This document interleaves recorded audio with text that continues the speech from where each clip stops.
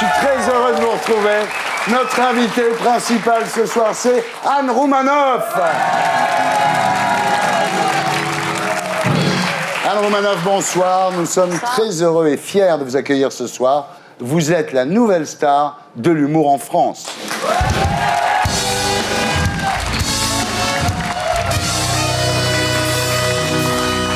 Alors, Anne, Drucker, Europe 1, Le Journal du Dimanche, les DVD, les Bouffes Parisiens, c'est le triomphe en très peu de temps, même si vous travaillez depuis 20 ans. Qu'est-ce qui s'est passé? Vous avez fait quelque chose à vos cheveux? J'ai couché. Non, non. Vous avez vendu votre âme au diable? Non, pas du tout. Non, mais c'est le résultat aussi de 20 ans de travail aussi. Donc... Et c'est vrai que ça va tellement loin qu'on vous a proposé de poser nu pour Playboy, non? Non. Non, c'est vrai, non? Non, cela dit, non, enfin, j'aimerais bien, c'est pas ça que je veux dire, mais... Ou alors un truc où on me voit pas nu, quoi. Mais pourquoi? Vous avez l'air très bien, pourquoi? Ah bon? Ouais. Non, mais non. Ah, non, mais ouais, ça... Non, mais en pin-up, ça me plairait, ouais. Pin-up, c'est drôle, non? Alors, Anne, vous connaissez l'émission En P1, nous serons tous les deux. Nous parlerons de vous, de vos origines, de votre enfance, de votre carrière et de là où vous en êtes arrivé aujourd'hui, c'est-à-dire vous êtes quand même le truc le plus drôle de France 2 avec la coupe de cheveux de David Pujadas, quand même. En P2, nous recevrons deux nouveaux invités pour commenter avec nous l'actualité de la semaine. Claude Goasguen, député maire UMP du 16e de Paris. Notre troisième invité sera Yvan Attal, qui nous parlera de Rapt, le film de Lucas Bellevaux consacré à l'enlèvement du baron en pain. Il a perdu 20 kilos pour ce film, Yvan, il est devenu complètement anorexique. Et Charlotte Gainsbourg a commencé à fantasmer sur Guy Carlier. Tellement il était maigre, sérieux. En P3, après le zapping et Guillon, nous accueillerons notre invité du samedi 20h ce soir, Christophe Mangel, pour son livre témoignage sur le cancer qui s'appelle Tellement peur, publié chez O Éditions. Alors c'est un mec qui a eu un cancer des testicules, 8 ans de combat. Heureusement qu'il avait des couilles quand même.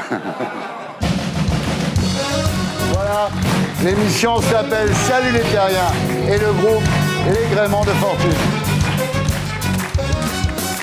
Alors, Anne Roumanoff, rebonsoir.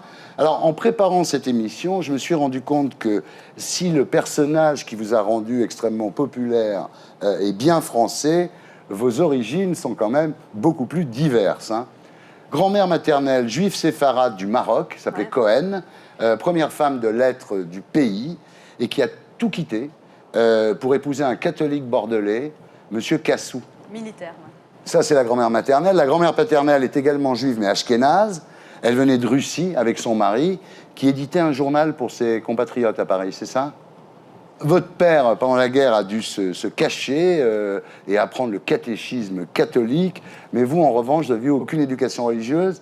Et quand vous étiez au lycée Carnot, en fait, vous étiez un peu toute seule parce que vous étiez invitée ni par les cathos, ni par les juifs. Non, c'est-à-dire ça m'énervait parce qu'il y avait l'aumônerie où ils allaient les cathos, ils n'arrêtaient pas de dire qu'ils s'éclataient. Ouais, c'était trop bien. Ça se trouve, c'était pas bien du tout. Oui. Et après, en effet, il y avait le groupe des juifs qui faisait des soirées super aussi, et j'étais pas non plus là-dedans, j'étais nulle part, quoi. C'est vrai que le fait de ne pas avoir une religion précise, ça m'a beaucoup manqué, quoi. Aujourd'hui, vous en avez une? C'est compliqué. En tout cas, je crois en Dieu, voilà. Vous avez hérité de ces deux grands-mères déracinées, l'une du Maroc, l'autre de Russie, un sentiment d'insécurité, non? J'ai toujours, même quand j'étais petite, j'admirais les Français qui avaient, je sais pas, des grands-parents en Bourgogne, avec des maisons de famille. J'aurais eu envie d'un truc comme ça, quoi, stable. Et j'ai toujours eu, moi, très, très jeune, la peur de ne pas gagner d'argent. Et toujours l'impression, même quand ça marchait, que ça pouvait ne pas durer, quoi. Donc ça a été quelque chose qui m'a souvent empêché de savourer les choses. Et en même temps, ça a été un moteur pour continuer à travailler, quoi. Alors, vous dites, ce que j'ai aussi de juif, c'est une grande vivacité d'esprit et un grand sens de la famille. Vous croyez que les juifs ont une plus grande vivacité d'esprit que les autres? Non, je veux pas... non, mais il y a un côté vif. Mais il y a des catholiques qui ont un grand sens de la famille. Merci pour eux. Vous dites mes origines ashkénazes m'ont donné le sens de la culture et de l'art, mais aussi le doute et la crainte. C'est vrai qu'ils sont moins marrants, les ashkénazes. Les ashkénazes, c'est des flippés, quoi. Ah ouais, c'est des flippés. C'est 5000 ans d'angoisse. Alors que les séfarades, ils ont le sens de la fête, ils rigolent. Moi, autant quand je vais au Maroc, j'ai fait des dates, je me sens bien là-bas. Vous avez un grand-oncle qui est toujours à Casablanca, non? Ouais. Il est marrant, lui. Ouais, très marrant. Vous aimez bien aller le voir. Ouais. Vous savez tout ça. Bien, voilà.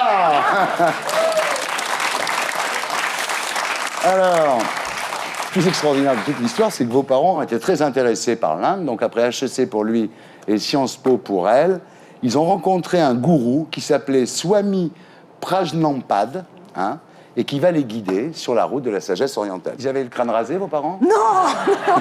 Non, mais quand on dit qu'on est en Inde, on imagine tout de suite des gens sous pétard. Ouais, c'est ça, et en ouais. fait, non, ils n'étaient pas comme ça. Ils étaient quand même... Mais il y avait un côté, il faut s'exprimer. Ouais. Si on écrivait sur les murs, c'est bien, elle s'exprime. J'ai un Ouais, peu ouais. une éducation quand même un peu genre... Du moment qu'on s'exprime, rien n'a d'importance. Tout va bien, ouais. Et en fait, ça pose quand même des problèmes quand on arrive dans la vraie vie parce que... Dans la vraie vie, il ne faut pas tout le temps s'exprimer, quoi. Des fois, il faut fermer sa gueule, quoi.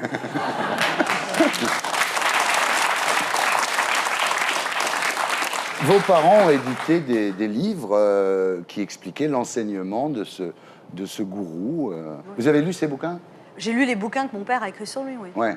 Et alors, c'était quoi le secret du bonheur? Moi, j'avais demandé où c'est qu'on va quand on est mort. Il m'avait dit où c'est que va la flamme de l'allumette quand l'allumette s'éteint. Alors j'avais fait... beau, dis donc. J'avais fait... Wow. Mais dites-moi, Anne, il n'y avait pas un côté sectaire quand même? Non, pas du tout. Non, pas du tout. Non, c'était quelque chose d'assez simple, mais c'était, entre parenthèses, c'était un petit gourou, c'est-à-dire il avait, je sais pas, il y avait 9 disciples occidentaux, et le reste c'était des Indiens, donc c'était pas... Un petit gourou. C'est pas le gourou des Beatles? Non. Ouais. Donc avec cette famille peu commune, on peut le dire, vous commencez à rêver très tôt de banalité, et à l'école, vous étiez la seule dont les parents n'étaient pas divorcés. Oui, ça je leur disais, mais c'est un peu débile, mais quand le sixième, j'en ai marre, vous n'êtes pas divorcés. Ouais. Mais non, mais j'ai aussi, mon père importait des vêtements indiens et on devait les mettre. Oui. Et donc moi, j'ai quand même été à l'école à 8 ans avec des manteaux afghans. Ah oui, d'accord. Et quand il pleuvait, ça prenait la pluie. Oui. Et il y avait une odeur de bouc. Moi, je pleurais, je me rappelle, pour pas avoir des tuniques indiennes. Et je voulais vraiment être habillée comme tout le monde, quoi. Ouais, Et c'est pour ça que quand je voyais des gens avec des maisons en Bourgogne, je me disais, waouh. Donc vous découvrez votre vocation à 12 ans et demi, quand un ami de vos parents imite devant vous Louis Jouvet. Et là, vous lui faites votre fameux truc de Sylvie Joly, en Je fait. l'avais entendu une fois le matin à la radio et je l'ai refait le soir même, en Oh fait. là là, ah ouais. 2 ans plus tard, quand on vous dit, allez, vas-y, fais tes sketchs, je dis, non, les sketchs, j'arrête, maintenant je fais du théâtre. 15 ans et demi. Moi, je voulais être Isabelle Adjani, enfin... Eh oui. J'ai mis... Ah ouais, j'aime bien. Non, mais disons que j'ai mis des années à m'apercevoir que j'ai... Que vous étiez Anne Romanoff, ce qui n'est pas plus mal. Hein. Non, bien sûr. Ouais, en tout cas, ça marche. Hein. Europe 1, donc le samedi de 11h à 12h. Le journal du dimanche avec votre tribune, Rouge Vif, qui est très bien. Drucker, le dimanche à 18h50. À cause de vous, on est reparti pour 10 ans de Drucker. Hein. Vous nous l'avez revampé, papy, là. Et puis, il a le même âge que vous, non? Ah non, il est beaucoup plus âgé. Ah non. Michel, s'il nous regarde. Alors, il y a un premier DVD best-of de vos chroniques chez Drucker qui est sorti il y a quelque temps, qui est disque de diamant. Et le deuxième vient de sortir. Donc voilà, donc c'est le best-of de On vous dit pas tout, ça c'est déjà une chose. Il y en a des DVD là, on est parti, prenez des notes chez vous pour les cadeaux de Noël parce que là on est parti pour un moment. Alors le 16 novembre sortira le coffret avec 6 DVD et l'intégrale de tous vos spectacles. Là, il faut être super fan d'Anne Romanoff, évidemment. Parce que, je suis d'accord. Tu vois, mais même quand ils m'ont proposé de faire ça, j'ai dit, vous êtes sûr que ça va intéresser des gens? Ils m'ont dit, oui. Bon. Alors il y a également un DVD best-of live 100% Romanoff. Et celui-là, on regarde à quoi ça ressemble. En tout cas, je veux dire, avant en France, on avait la gauche caviar, maintenant on a la droite cassoulet. Une petite saucisse avec plein de feuillots autour. Anne Romanoff. Tiens, regarde là-bas la grande rousse, c'est la nouvelle attachée de presse du parti. Elle, quand elle se met à genoux, ce n'est pas pour prier. Munie de son grand cœur, elle vous propose des réunions de groupe afin de trouver une issue à vos problèmes. L'apparence extérieure n'a pas d'importance. Regardez Colette. Certifiée par les plus grands spécialistes du 3e millénaire. Et après 20 ans de carrière dans tous les corps de métier... Hôpital Saint-Joseph, j'écoute. Dame de cantine. Tiens, voilà le nouveau proviseur, il va encore dire que je suis pas aimable. Bonjour. Snob mondaine. Tu sais avec qui elle est, Ségolène Royal. Tu ne diras pas que c'est moi qui te l'ai dit. Avec personne. Blonde. Oui, j'ai couché pour réussir et j'en suis fière.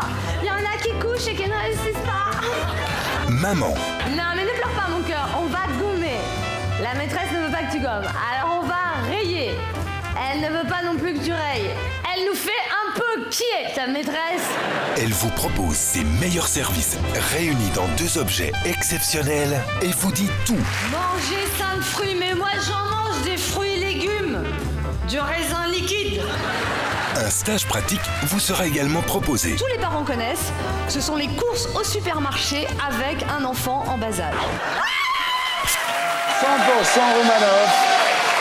Alors, vous êtes également sur la scène des Bouffes Parisiens avec votre spectacle qui s'appelle Anne, bien plus que 20 ans.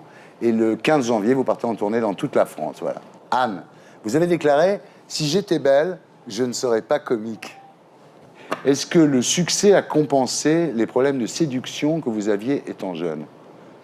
Oui, bah oui. C'était Ah non, mais j'ai jamais eu tellement de succès, c'est vrai, quand j'étais... Ouais. Mais maintenant, pas tellement plus. Hein. Bon. Ben non, mais non. Non, mais je suis pas une fille... Non. Non, mais il y a des filles qui... Ah bon. Non mais ça va là maintenant, vous vous acceptez comme vous êtes, il n'y a plus de soucis. Bah, là, je suis habituée, quoi. Ah, voilà, vous êtes habitué. Claude Goasguen, bonsoir. Et Yvan Attal, bonsoir. Alors, Claude Goasguen, vous êtes député maire UMP du 16e arrondissement de Paris. Vous êtes ici pour un livre étonnant intitulé « Comment bien nouer son pull sur les épaules » ou « Comment être cool quand on est de droite ». Bien, hein? Ah, vous êtes formidable.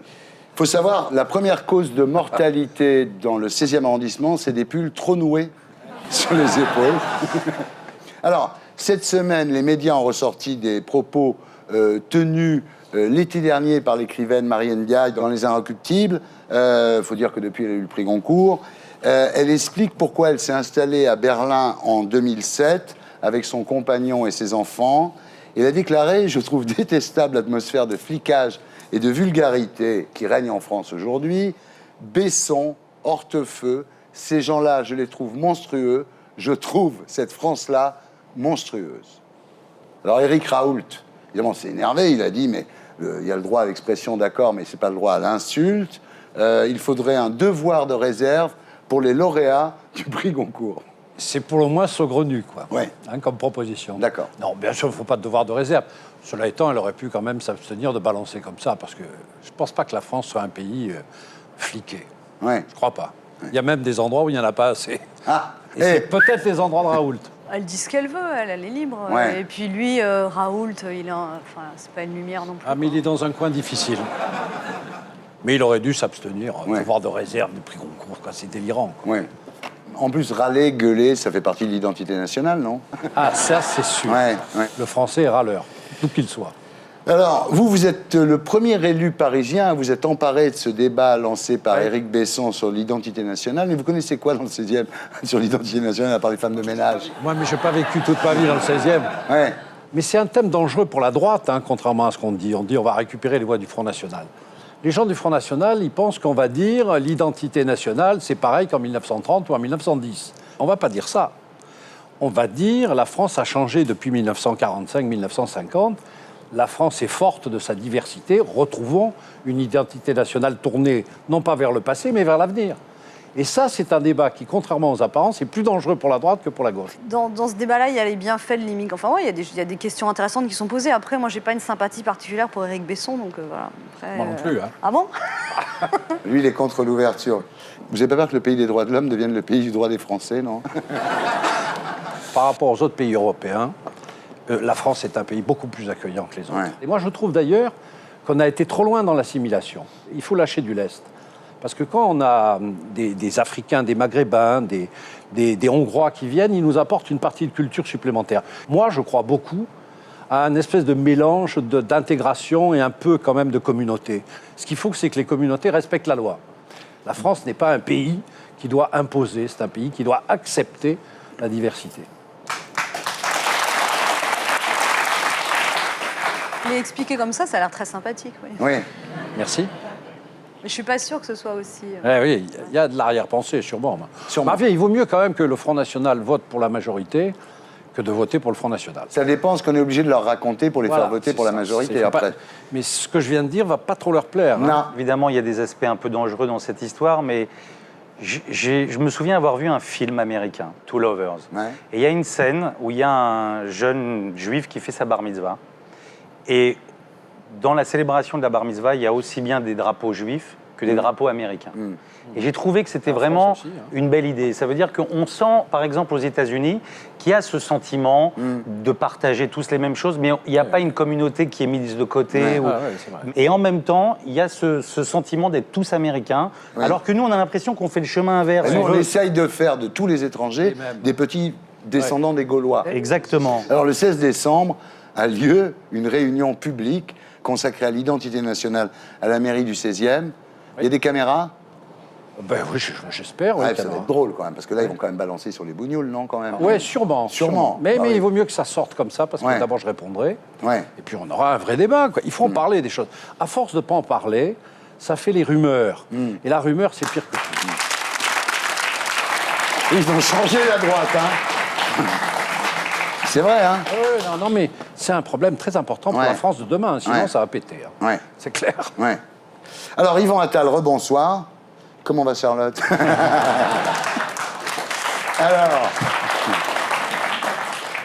Alors, selon le sondage du magazine FHM, Charlotte Gainsbourg serait la Française la plus gentille, devant Zazie et Sophie Davant. Est-ce que les gens la croient gentille parce qu'ils n'arrivent pas à entendre ce qu'elle dit? Ok, je te laisse faire toutes tes vannes sur Charlotte. Enchaîne-les, vas-y. Non, bon, j'arrête. Alors, il y a un moment quand même où votre couple a failli être au bord du désastre. C'est quand vous avez perdu 20 kilos pour le film que vous présentez ce soir, le film de Lucas Belvaux. Donc, 20 kilos, moins de désir chez Charlotte. Non, mais j'ai dit ça un peu en blaguant. C'est parce que moi, je me trouvais très beau, très maigre. J'étais devant mon miroir, je me regardais, je disais, regarde comme je suis beau, j'ai maigri, etc. Au bout d'un moment, on en avait ras le cul, on me disait, t'es maigre, t'es pas appétissant, on en a rien à foutre, arrête avec ton film, quoi. Elle aime bien les gros. Elle m'aimait bien gros. Mais j'ai Je dis toute pas, méchante, elle aime bien les gros. Alors, pour ce film, donc, il raconte l'enlèvement du baron Empin. Alors, préparation physique à l'américaine, hein, comme De Niro, mais lui, il avait pris 20 kilos pour Raging Bull. Le régime, c'est rien bouffé, quoi. En réalité, ce qui était dingue, c'était dans quoi le régime m'a mis, quoi. C'est-à-dire, je voyais plus personne, je pouvais pas partager mes repas ni avec Charlotte ni avec personne, parce que c'était insupportable de devoir manger 50 grammes de riz alors que tout le monde pouvait picoler, manger, etc. Vous dites, j'ai commencé à développer des sensations anorexiques dangereusement agréables. Bah, c'est vrai qu'au bout d'un moment, on rentre dans une chose et il y a des sensations que j'ignorais totalement, agréables, de se sentir vide. C'est vrai que je prenais de plus en plus de plaisir à me voir maigrir, à me réveiller le matin, vraiment... je me sentais complètement, je découvrais un corps que j'avais quand j'étais adolescent. Oh. Non mais, je me prenais pour Peter Pan un peu, quoi. Alors, dans le film, vous êtes Stanislas Graff, donc riche industriel qui se fait enlever. Pour preuve, ses ravisseurs lui coupent un doigt et l'envoient à sa famille. Et là, sa vie privée, c'est-à-dire la maîtresse, la garçonnière, le poker, est étalée dans la presse. Personne ne veut payer la rançon. On l'accuse même d'avoir organisé lui-même son enlèvement. Peut-être qu'il s'est coincé un doigt dans la porte et qu'il ne veut pas... C'est là que le film est vraiment beau, c'est pas tant la détention. Et ce type qui est comme ça enfermé pendant 2 mois, il attend qu'une chose, c'est de sortir. Et en fait, au moment où il sort et qu'il attend l'amour des siens, tout le monde lui tourne le dos et il a à faire face à nouveau à tous ses problèmes. Alors vous êtes excellent. Merci. Je dis pas ça seulement parce que je vous aime beaucoup. Merci beaucoup. Non, bah écoutez, la preuve, regardez, c'est excellent. Tu crois que ça a été facile? T'imagines ce qu'on a enduré? Moi aussi, je suis restée enfermée 2 mois. Quelqu'un m'a demandé si je souffrais, si j'avais cru que j'allais mourir. Qui m'a demandé à quoi ou à qui j'avais pensé à ce moment-là. Qui m'a demandé si j'avais eu peur. Bouge pas! Qui m'a demandé si j'avais pleuré, si je m'étais senti seul. Tout ce qu'on m'a demandé, c'est de m'expliquer. Ça ne m'empêche pas de vous aimer. Plus que tout. Quand on est la femme d'un capitaine d'industrie, on ne laisse pas passer ses nuits à jouer au poker avec n'importe qui et entretenir des maîtresses. Je vous remercie de votre franchise, monsieur Perrac. Eh bien, ce que les Français trouvent indécent, ce sont les sommes que Graff se permettait de perdre au casino. Je te préviens, on n'est pas des rigolos. On va te couper un doigt, on l'enverra à ta famille pour que ce soit bien clair pour tout le monde. Avant, tu vas leur écrire qu'on veut 50 millions d'euros. C'est trop court, ils trouveront jamais une somme pareille en 2 jours. Fais ce qu'on te dit, président! On va payer. Jusqu'à combien peut-on aller? On ne peut pas plus de 20 millions. On vous a dit 50. C'est ça ou rien. Jusqu'à combien de doigts êtes-vous prêt à aller, monsieur Balser? Les folles soirées du président Graff, jet set, grand patronat, milieu et demi-monde, le mélange des genres qu'il a perdu. Et vous verrez qu'on va nous ressortir les parachutes dorés et les stock options. Vous imaginez le poids qu'il avait sur les épaules? Et moi, je lui aurais fait des scènes à la moindre escapade. Maman, rien que dans ce numéro, il y en a 3 différentes. C'est une guerre psychologique. Nous devons mettre toutes les armes de notre côté. Balzer est en train de réunir l'argent qui manque. Ne faites pas ça. Vous le ruinez définitivement. Je les ai avec moi. Je peux vous les apporter tout de suite si vous voulez. Allô? Qui a pris le risque de prévenir les flics? Parce que celui qui a fait ça, il n'a pas forcément envie de te revoir vivant. Voilà, Rapt de Lucas Belvaux avec Yvan Attal, qui est notre invité ce soir, Anne Consigny, André Macon, Françoise Fabian, enfin vraiment film excellent. Alors c'est un film qui critique aussi la presse people, parce que c'est elle qui révèle au reste du monde sa vie secrète. Vous, rien dans la presse people. Non, a priori, mais moi je me tiens bien. Yvan, jusqu'au jour où vous vous ferez enlever. Par qui? Yvan et moi, on s'est connus il y a 25 ans.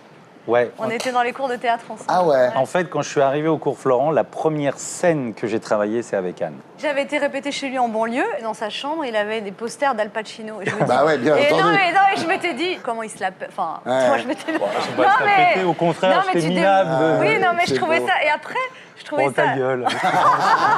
Non, mais après, quand dans les journaux, ils ont dit le Al Pacino français, je On trouve a dit ça vachement... pendant des années, oui. Oui, mais c'était marrant de penser qu'adolescent, il avait ça Bah au-dessus ouais. de sa Maintenant, tête, c'est Al Pacino, c'est le Yvan Attal américain.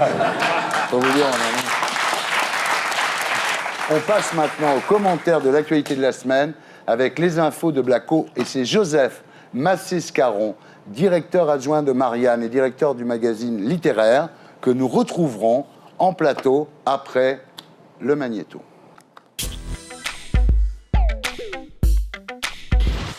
Le tribunal de Besançon a autorisé un couple de lesbiennes à adopter. 11 ans de procédure pour obtenir l'autorisation d'avoir un enfant.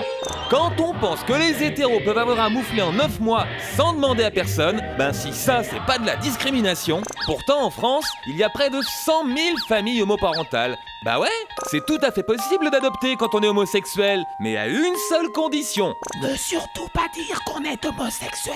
Chut. Il faut adopter en tant que célibataire et du coup, impossible de partager l'autorité parentale avec son conjoint. Pourtant, l'adoption homoparentale est déjà légale en Belgique, au Danemark, en Espagne, aux Pays-Bas, en Suède, au Royaume-Uni. Alors pourquoi pas en France? La Cour européenne a condamné la France pour discrimination. La Haute Autorité de lutte contre les discriminations s'est prononcée en faveur de l'adoption homoparentale. Nadine Morano, ministre de la Famille, a dit qu'elle n'était pas contre. Son collègue Hervé Morin a même dit qu'il était pour. L'amour d'un couple, c'est beaucoup mieux que les services de la DAS. Alors, pourquoi les homosexuels ne peuvent pas adopter? Bah c'est pas compliqué. C'est la faute à Frédéric Mitterrand. Ouais, Sarko s'est déjà mis tout son électorat de droite à dos en prenant la défense du ministre de la Culture. C'est un peu normal qu'il se dégonfle pour défendre l'adoption homoparentale. Quelle fillette ce Sarko. Ah, ces Palestiniens, des fois on se dit qu'ils sont vraiment pas très malins. Par exemple, pourquoi est-ce qu'ils s'obstinent à vouloir créer un État indépendant? Alors bien sûr, ça fait plus de 60 ans que l'ONU leur dit qu'ils ont droit d'avoir un pays. Mais on sait ce que c'est. Les bonnes résolutions de l'ONU, c'est surtout pour se donner bonne conscience. Faut pas compter sur les casques bleus pour aller les faire respecter sur le terrain. Même Obama n'y arrive pas. Il a beau exiger depuis son élection l'arrêt de la colonisation, les Israéliens lui rionnaient. Alors, que faire? De son côté, le Hamas rêve de détruire Israël. En 2008, ces brigades ont tué 4 civils israéliens en tirant des fusées artisanales. Et en représailles, Israël a lancé une offensive d'1 mois sur Gaza. Bilan 1400 morts, dont 616 enfants et 313 femmes, selon le rapport Goldstone, approuvé par l'ONU. Balancer des pierres contre des chars, au départ, c'était peut-être de l'héroïsme, mais il y a un moment, ça devient du suicide. Du coup, les Palestiniens feraient mieux de baisser les armes et de renoncer à leur projet d'État indépendant. Ben oui, après un pareil sacrifice, ils pourraient réclamer la création d'un nouvel État démocratique, dans lequel musulmans, chrétiens et juifs seraient tous égaux. En 2010, il y aurait autant de juifs que d'arabes, mais en 2050, selon les courbes démographiques, les arabes seront 2 fois plus nombreux que les juifs. Et à ce moment-là, les Palestiniens n'auront plus qu'à organiser un grand débat sur leur identité nationale. Voilà, c'était les infos de Biaco, mise en image de Julien Grave. Voilà. Joseph Massescaron, bonsoir. Bonsoir. Directeur adjoint de Marianne. Claude Goasguen, un point liminaire. Dans votre Genève, vous étiez très proche des milieux d'extrême droite, très proche d'Occident, même si vous n'en avez jamais fait partie. Mais enfin, ce sont quand même des mouvements qui ne sont pas particulièrement philosémites. Et vous êtes devenu président du groupe Amitié France-Israël. Pourquoi? Vous savez écrire Netanyahou sans faire de faute? Non, mais c'est pas vrai, parce que à l'époque, moi j'étais Algérie française à la fin. Et c'était un combat qui n'avait rien à voir en réalité avec les Juifs ou autres. Et la plupart de ceux qui étaient à mes côtés à la faculté, Madelin, Longuet, Devedjian, sont plutôt des gens qui sont favorables à Israël aujourd'hui. J'aime cet État, Israël a le droit d'exister. Je ne comprends pas l'acharnement des médias, et même ce qui vient de passer, contre Israël. J'ai entendu Kouchner dire qu'il n'y avait plus de parti de la paix en Israël il y a 3 jours. Je suis scandalisé. Qu'est-ce qu'il croit? Il croit que c'est facile de vivre pendant 60 ans dans la guerre? Non, Israël veut la paix, mais Israël refuse quand même de geler la colonisation pendant les pourparlers. Oui, c'est quand même pas quelque chose d'extraordinaire. Hamas n'arrête pas de balancer des roquettes sur Sderot parce qu'il y a les négociations. Que les colonies, elles concernent moins Gaza que la Cisjordanie. Bien sûr. Bien sûr, c'est la Cisjordanie le problème. Yvan, oui. Vous êtes né en Israël. Oui. Parce que vos parents, après l'Algérie, ont voulu s'installer en Israël et après ils sont venus en France. Je suis né en Israël et effectivement, moi je suis toujours choqué de voir des reportages comme ça qui font passer les Israéliens pour des bouchers. Moi j'ai plutôt tendance à dire que l'armée israélienne est une armée exemplaire. Et je le pense sincèrement. Je ne vois pas beaucoup d'armées qui sont capables d'envoyer des textos ou des tracts pour dire aux civils « cassez-vous, ne jouez pas le jeu du Hamas, on va rentrer à Gaza ». Et effectivement, le Hamas utilise les civils pour arriver à ce genre d'images et de propagande, etc. Donc vraiment, moi, je trouve l'armée israélienne exemplaire. Maintenant... la colonisation de la Cisjordanie. Alors déjà, le problème de ces partages de territoire, moi, je les trouve invraisemblables. Il y a un moment, moi-même, je ne comprends pas ce qu'on veut faire de l'État palestinien. Où est cet État palestinien? C'est-à-dire, d'un côté, il y a la Cisjordanie, il faut traverser tout Israël pour aller retrouver un bout du territoire palestinien à Gaza. C'est une chose pas concevable. Je ne comprends pas comment on va circuler dans ces deux pays. Ça veut dire les Palestiniens vont passer quoi? Sur un pont, par un souterrain, pour aller rejoindre un autre bout du territoire. Du coup, il y a quelque chose qui est pas logique. Donc, de toute façon, tout ça, c'est des conversations sur déjà une chose qui n'est pas logique au départ. Ça veut dire qu'on définisse comment on peut avoir un territoire palestinien uni et pas en morceaux. Et ensuite, on voit où sont considérées les colonies et pas les colonies. Il y a un moment où moi-même, je m'y perds, quoi. Je me demande pourquoi les Palestiniens ne font pas le sacrifice de la Cisjordanie et que Israël fasse pas le sacrifice d'une partie de son territoire proche de Gaza. J'en sais rien. Difficile. Je sais pas. Ça veut dire c'est incompréhensible, quoi, cette affaire. De même que c'est pas possible, quand on est palestinien, qu'on dit vous avez un territoire, d'être étranger dans son propre pays. Non, mais ça, c'est un problème, par exemple, de laisser dire une chose pareille. Ça veut dire qu'Israël n'est pas dans son propre pays. Enfin, il est dans son pays. Non, mais c'est le problème du conflit israélo-palestinien. Je parle de la Cisjordanie. Et en quoi la Cisjordanie serait pas israélienne? Moi, je suis d'accord pour tous les sacrifices pour la paix. Mais la Cisjordanie, c'est pas uniquement un territoire palestinien, c'est aussi un territoire israélien. Ça, c'est clair. Donc, à partir du moment où on part de ce principe, on ne parle plus de colonisation, puisqu'on part du principe que la Cisjordanie est israélienne. C'est tout le problème. Le territoire palestinien, c'est une fiction. Voilà. Mais reconnaissons que c'est une fiction. Voilà. Aujourd'hui, on décréterait un État palestinien, il est invivable. Claude le sait comme moi. Il est invivable. Pourquoi? Parce que la partie qui est la Cisjordanie, c'est une peau de léopard. C'est-à-dire, c'est des confettis de territoire syrien. On emmène des maisons par hélicoptère. On emmène les maisons. C'est ce qu'on appelle, en effet, là-bas, vous avez raison Thierry, c'est ce qu'on appelle la guerre des collines. C'est-à-dire, un soir, évidemment, les Palestiniens se retrouvent en haut d'une colline avec une implantation qui a été amenée par hélicoptère. Voilà, c'est comme ça que ça se passe. Il y a le mur qui enlève à la Cisjordanie, à la Palestine possible, 17% du 17% de son territoire, et qui fait, si vous voulez, qu'aujourd'hui, en plus, on va vers une paupérisation de la petite bourgeoisie palestinienne qui négocie avec Israël, et qui dit paupérisation, dit radicalisation. Donc la situation ne s'arrange pas. Quand vous êtes à l'intérieur même de la Cisjordanie, et que par exemple, vous voulez aller très concrètement de Bethléem à Naplouse, qui se trouve à peu près à 50 km, que vous devez passer 5 checkpoints, n'est-ce pas ?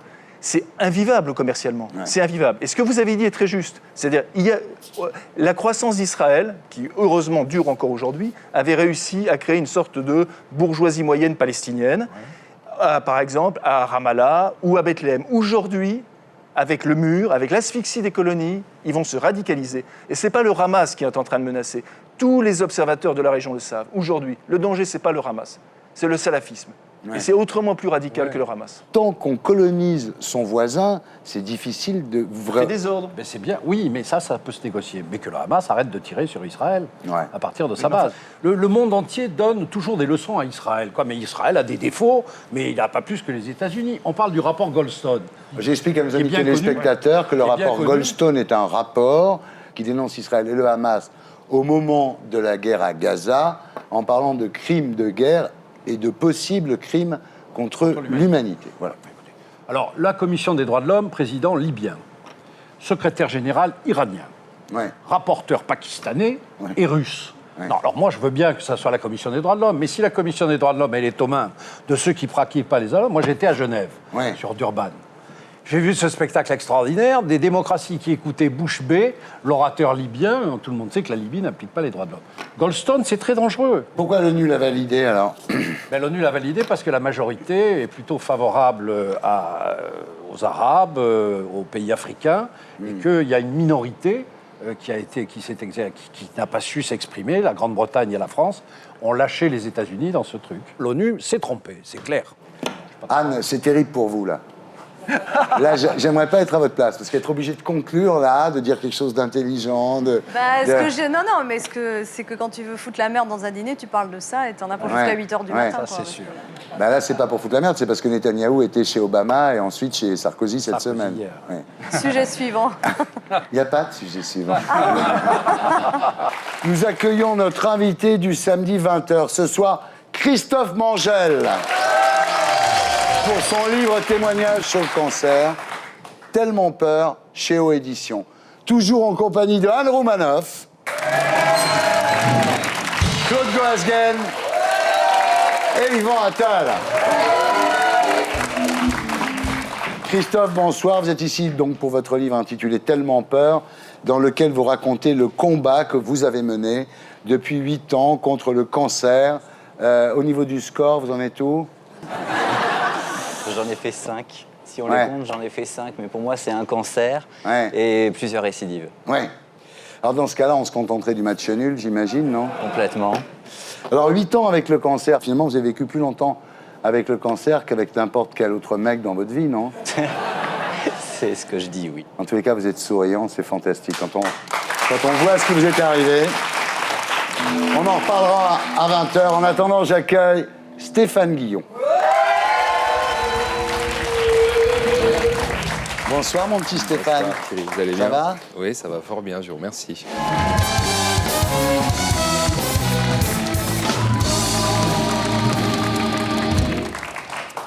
Les attributions de Brice Hortefeux se réduisent. Nicolas Sarkozy lui retire le ministère de l'Outre-mer. L'Outre-mer, c'était le cauchemar pour Brice. La Guyane, la Martinique, la Guadeloupe, ce sont des îles. Il n'y a pas qu'un noir, hein, il y en a plusieurs.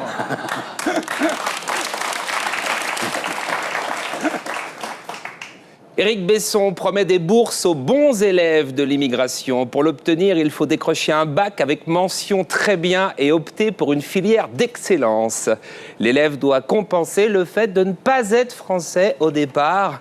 On veut bien des Noirs, des Jaunes et des Arabes à condition qu'ils soient diplômés. Par exemple, un Albanais, s'il veut être aussi respecté qu'un supporter du Paris Saint-Germain, il faut qu'il ait fait Cagne-Hippocagne.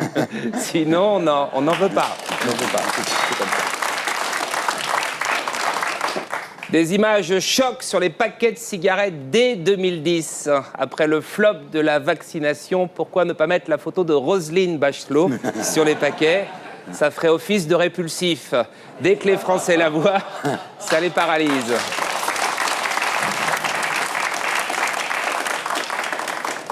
En exclusivité, le cadeau de Noël de Nicolas Sarkozy à son fils Jean, une maquette du quartier de la Défense. Ça remplace pas l'original, mais ça fait plaisir. Bon, un truc comme ça. Toujours de bon goût, la fausse couche de Céline Dion a été classée dans la page drame de François. Le corps du petit Younes qui a été retrouvé dans la page enquête. Merci François. Les bébés français et allemands ne crient pas pareil. Le cri du nourrisson français est plus strident et donc plus fatigant que celui du nourrisson teuton. Véronique Courgeot vous le confirmera, dès qu'elle mettait bébé au congélateur, elle quittait la pièce. Une fois, l'avait placé dans le bac à légumes qui souffre moins, un peu comme les gens qui font cuire le homard à l'eau froide, ça avait été terrible. Oui, ce soir, c'est la nuit de l'horreur sur Canal+. Je participe à ma manière. Merci les garçons. En Loire-Atlantique, le gilet jaune devient obligatoire pour 29 000 élèves. Avec toutes ces histoires de pédophilie, signaler les enfants comme ça dans la nuit. Je sais pas.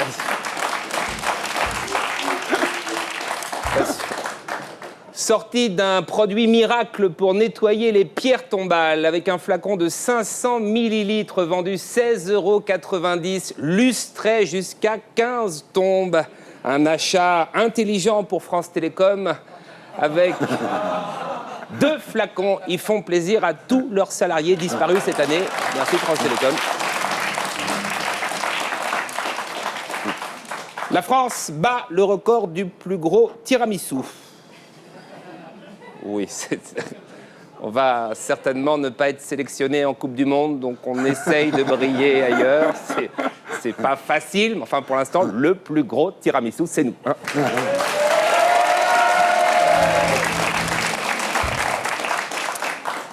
La police niçoise s'équipe en patinette entre les vieux en fauteuil roulant, les vieux en déambulateur, les motocrottes et les flics en patinette. Nice, une ville qui roule.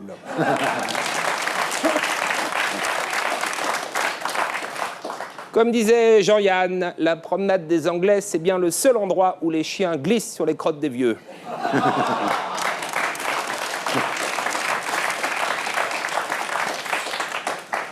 C'est la nuit de l'horreur sur Canal+. Pour la première fois, Canal+ va sous-titrer un porno pour les sourds et malentendants. S'il y a bien un genre où le sous-titre est inutile, c'est la pornographie. Hein. La levrette, c'est universel, c'est le langage des signes. Sur une fellation, par exemple, quoi qu'il arrive, la fille ne peut pas parler. Voilà. Mais bon, c'est Canal+, ils fêtent leurs 25 ans, ils se cherchent.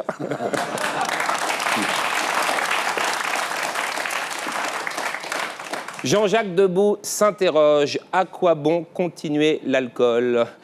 À la maison avec Chantal Goya qui se promène déguisée en Marie-Rose en compagnie de Bécassine et du lapin géant. Même quand il ne boit pas, il a l'impression d'être bourré.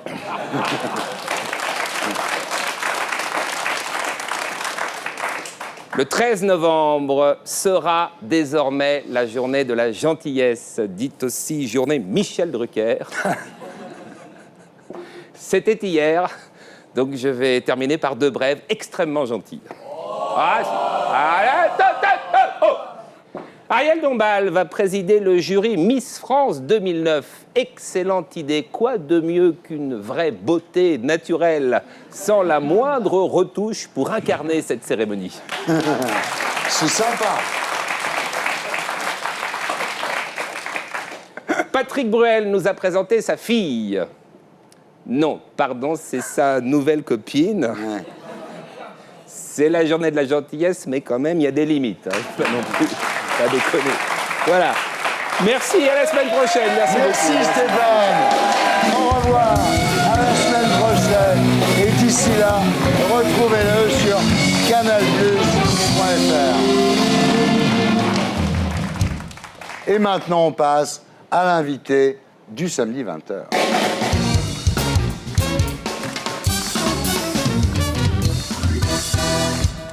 Alors Christophe Mangel, rebonsoir. Bonsoir. À 21 ans, votre vie a volé en éclats à cause du cancer. Depuis 8 ans, vous vous battez sans jamais avoir renoncé à la vie. Et votre témoignage nous donne à réfléchir sur notre propre vie. C'est pour ça que je vous ai invité ce soir. Merci. Alors, vous naissez de l'union de deux adolescents insouciants. Votre mère a 20 ans, votre père a 19 ans. 2 ans après, ils divorcent. Et là commence le défilé des beaux-pères. Oui, en effet. C'est une bonne maman, mais il y a eu la vie de femme à côté qui, par moments, prenait le dessus. Donc, voilà, un peu compliqué. Et nous, au milieu. Vous dites, mon enfance, c'était le chaos, mais on s'aimait. Ah, carrément. Ouais. Alors, très vite, vous vous rendez compte que vous êtes attiré par les garçons. Oui. Vous rencontrez Dave. Je précise que c'est pas Dave. Non, puis c'est même des surnoms amusants, quoi. Ouais. C'était en référence à Dave, justement. Ah, C'était drôle, quoi. Pour ne pas le citer, ouais. Alors, il a 30 ans. Oui. Il est séropositif. Il est en trithérapie. Et vous pensez à l'époque que c'est lui qui ira à l'hôpital avant vous. Ah, carrément. Bah oui. Ouais. Alors, vous trouvez un boulot. Vous êtes vendeur dans un vidéoclub. Et en janvier 2000, un jour, vous prenez votre douche et vous sentez une anomalie sur votre testicule droit. En une semaine, ça durcit, ça grossit. Vous allez voir un toubib qui vous dit « vous n'avez rien ». Alors, vous êtes quand même surpris. Vous décidez d'aller aux urgences, qui portent mal son nom, puisqu'on vous fait attendre quand même 6 heures.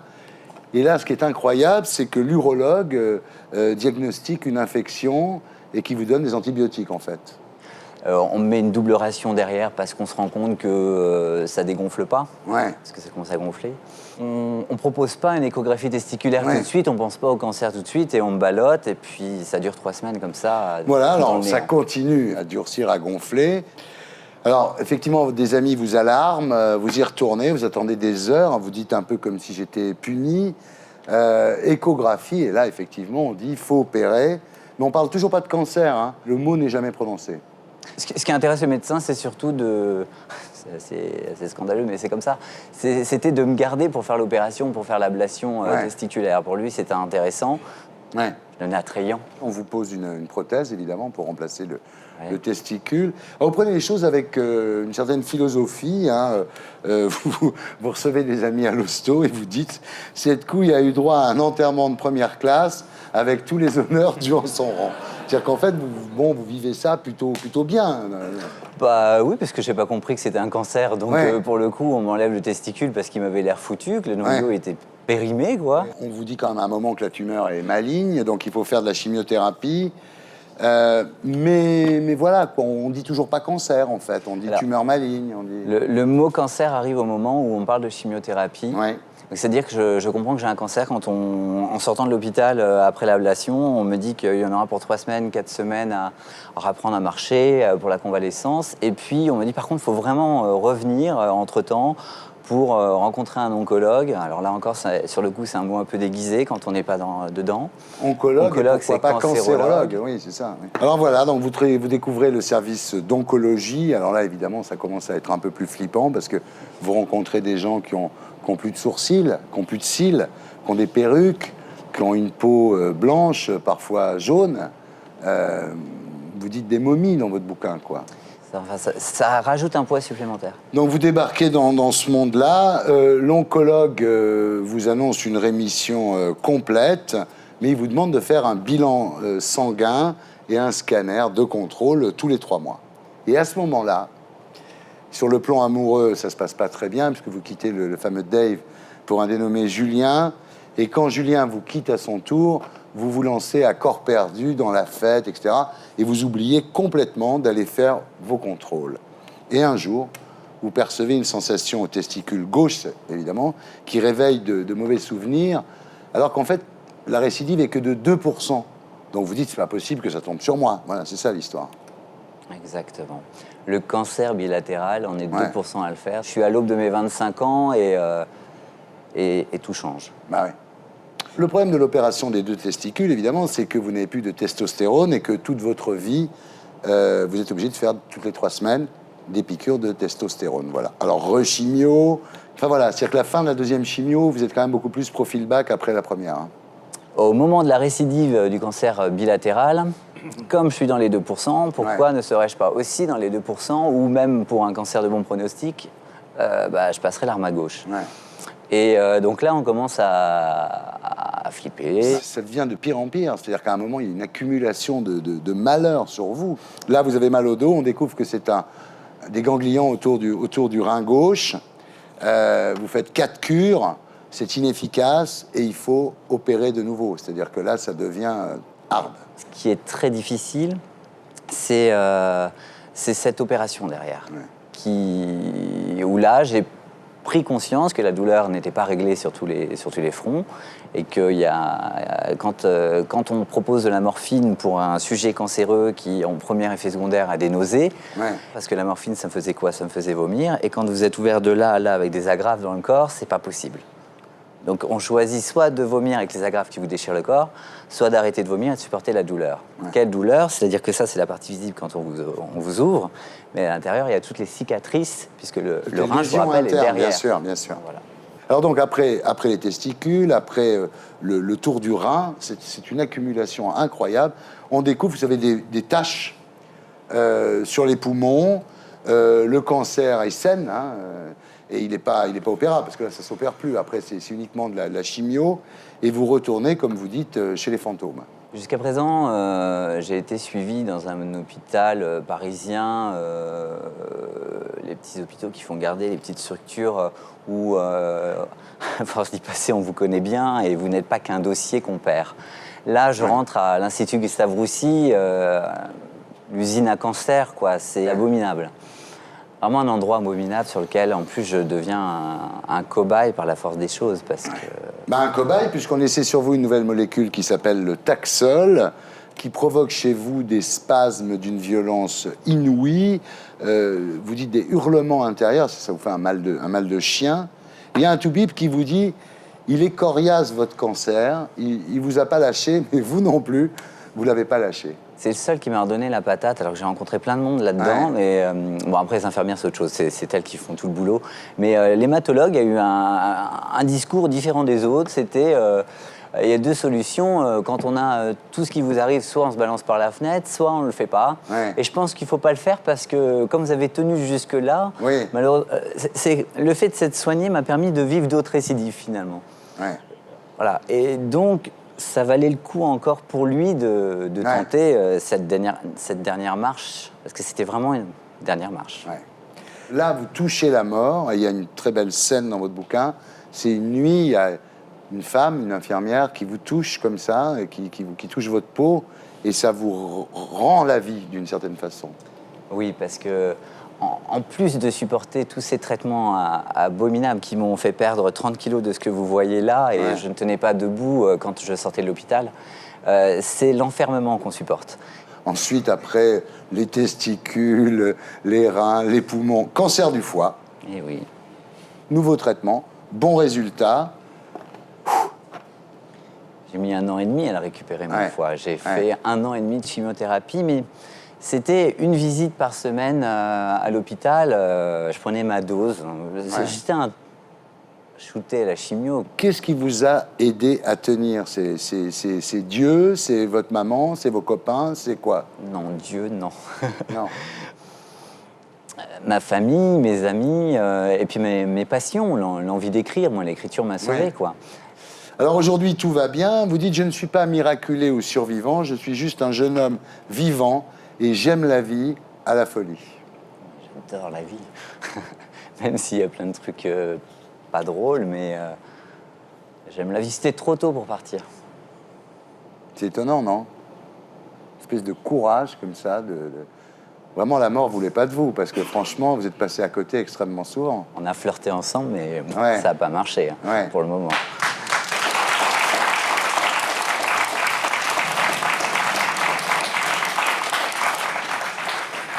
J'imagine que vous vivez plus pareil maintenant que...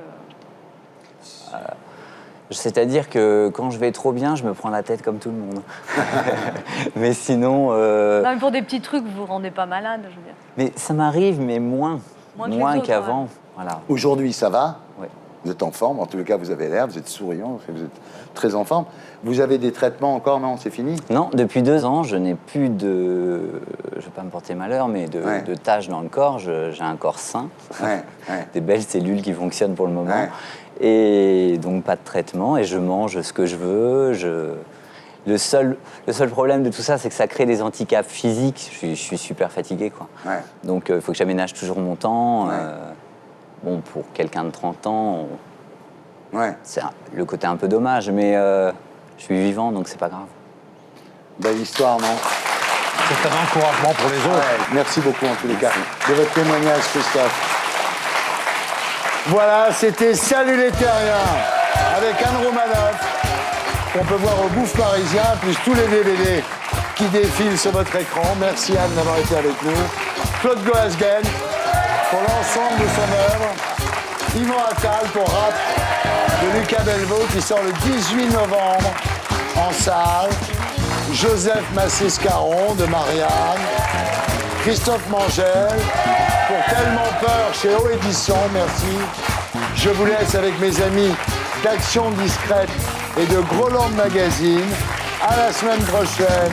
Salut les Terriens!